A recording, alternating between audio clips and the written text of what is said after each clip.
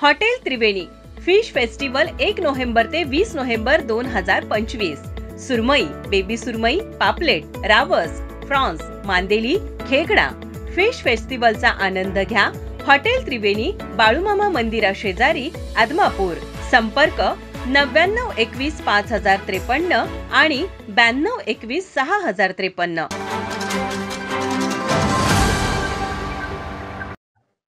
त्याला राजकीय भूकंप म्हणावा का आणि तुमची प्रतिक्रिया काय आहे?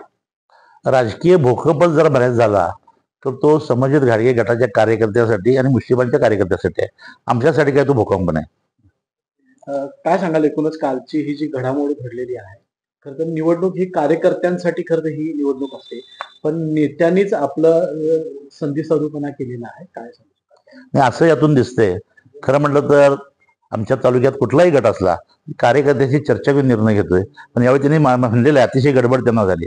मग गडबड कशाची होती? सत्तेची गडबड होती। त्या सत्तेच्या गडबडीमुळे जनता ते विसरले आणि ते जनतेनं आता ते लक्षात घेतलंय की ऐनवेळी आपल्याला हे वाऱ्यावर टाकतात, त्यांच्यासाठी आपण डोकी फोडून घेतोय। एकूणच ही निवडणूक सुरू झाल्यानंतर अशा काही घडामोडी कागदमध्ये होतील याची काही आपल्याला कल्पना होती का? आणि ही घडामोड झाल्यामुळे आपल्याला नेमका फायदा तोटा काय? मुळात महायुतीचा घटक म्हणून मी मुश्रीफ आणि आम्ही नैसर्गिक युती होईल का असं सुरुवातीला होतं, पण मुरगुडमध्ये मधल्या काळामध्ये काही फोडाफोडीचं राजकारण झाल्यानंतर मी काही मुश्रीफांच्या संपर्कात नव्हतो। संबंधित घाडग्यांशी युती करण्याचा माझा संबंधच नव्हता।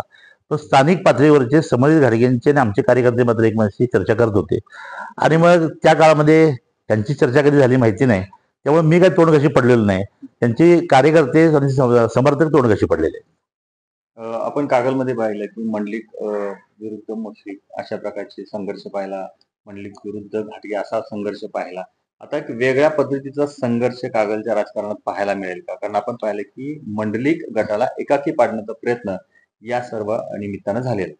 बऱ्याच माध्यमातून आले किंवा तुम्ही विचारला एकाकी पाडण्याचं, आजपर्यंत कागल तालुक्याचा इतिहास बघितला तर माझे वडील 4 वेळा आमदार, 4 वेळा खासदार, मी जरी पराभूत 2 वेळा खासदार केला झालो असलो तरी 1 वेळा खासदार झालो आणि प्रत्येक वेळी मला मोठं मताधिक्य कागल तालुक्याने दिलेलं आहे। त्यामुळे जनता माझ्याबरोबर असल्यामुळे मला काही एकाकी पडल्यासारखं वाटत नाही। या सगळ्याचा परिणाम जो आहे कुठेतरी स्थानिक स्वराज्याने आगामी निवडणुकांवर होणार।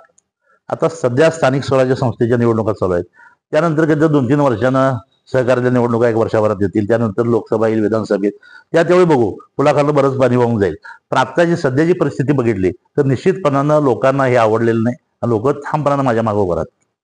सध्या मंडलिक गटाची काय नेमकी भूमिका असेल? कागल नगर परिषदेमध्ये कशा प्रकारे? कागल नगरपालिकेमध्ये सर्वच्या सर्व जागावर शिवसेनेचे उमेदवार उभा केलेले आहेत, अगदी नगराध्यक्षासह।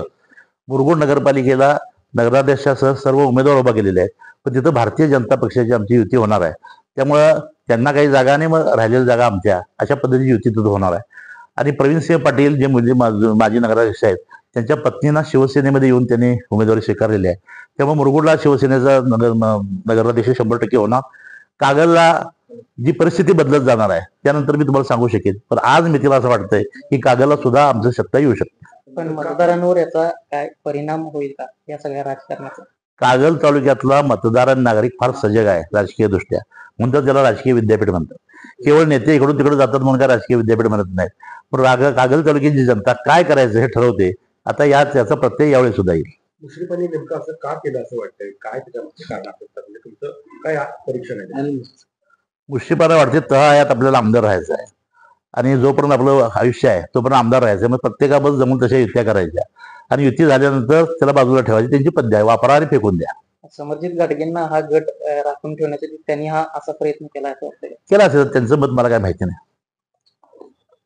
मुश्रीफांच्या राजकारणात वर्णन तुम्ही कसं कराल? कारण आपण पाहिलं की मुश्रीफ ज्या पद्धतीनं राजकारणात पुढे चाललेलं आहे, सर्वांची हात मिळवणी करतायत, त्याबद्दल त्यांना माझ्या शुभेच्छा आहेत। त्यांनी आयुष्यभर आणि पुढच्या आयुष्यात आमदार मंत्री व्हावं, पण ते करत असताना ज्यांचे ते मैत्री करतात किमान त्यांचे उपकार त्यांनी जाणायला पाहिजे। ज्यांनी निर्माण केलं त्या सदाशिवराव मंडलिक साहेब असतील, विक्रमसिंह घाडगे असतील, आम्ही काय त्यांच्या वेगळे मोठे नाही, आम्ही त्यांच्याबरोबर मित्र म्हणून राहिलो आणि मग सगळ्यांनी ज्यावेळी म्हणजे प्रत्येक पायरी चढताना त्या पायरीचे कौतुक करतात, तर पायरी चढून गेली की ती पायरी छाटायचा प्रयत्न करतात।